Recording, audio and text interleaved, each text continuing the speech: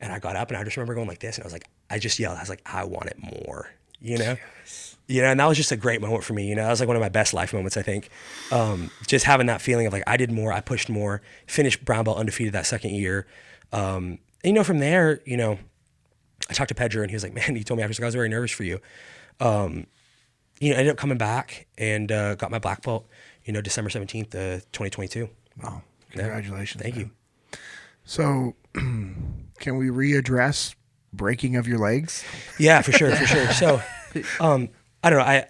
I kind of think a lot of times, like, obviously, like some injuries, like it depends on what you're willing to give up, right? Mm-hmm. So for my thing is like, if you're a jiu-jitsu guy and you want to say that you're going to be a world-class competitor and you're going to tap because it's uncomfortable, or you're going to tap because something's popping or breaking. Now, I fully agree. Like if I'm in training, I tap all the time. I train. This has been a big thing for me at black belt too. I train just now. I only train to get better. If I lose, like if you and I were to train and you were in one of my sessions, you would tap me multiple times. You might be like, oh no, well, it's because I'm putting myself in positions to get tapped multiple times. Mm-hmm. I'm working out of the worst spots. Like I really train just to get better. So people catch me in footlocks, I tap all the time. But in a tournament, it's a little different. And I fought this guy, probably the worst break I've had is I fought this guy called Thomas Bratcher on Who's Number One. You know, Who's Number One's a big stage, you know, and Yes, again, I had, you know, Laurent's fly out. One of my good friends, Perry, flew out. My dad was out there with me. I'm like, man, I'm not going to let another grown man submit me in front of my dad, you know, like it, you know, that's kind of my thing. I don't know, just.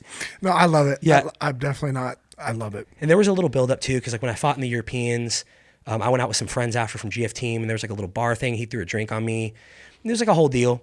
He might not even remember. And again, I don't have any disrespect towards the guy, but when they offered me the fight, I jumped at the chance.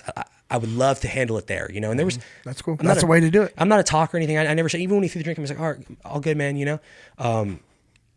You know, it is what it was, you know, and cool. There was like a little vibe or whatever, but also I'm in a foreign country with a flight in like 5 hours. And yeah, you're being smart. I was being smart, you know?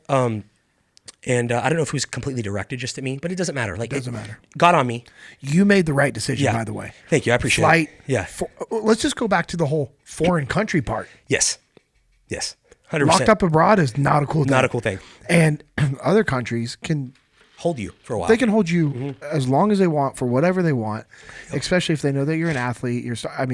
Oh yeah. And so I was like, you I'm made good. the smart decision. So I ended up fighting him. It's called humility. Yeah, exactly. Which you have a lot of. Thank you. And I ended up seeing him for the weigh-ins, and I kind of had a couple things I was going to say if he said anything, but he was very respectful. If you didn't remember me, maybe, or I don't know. But I remember he weighed in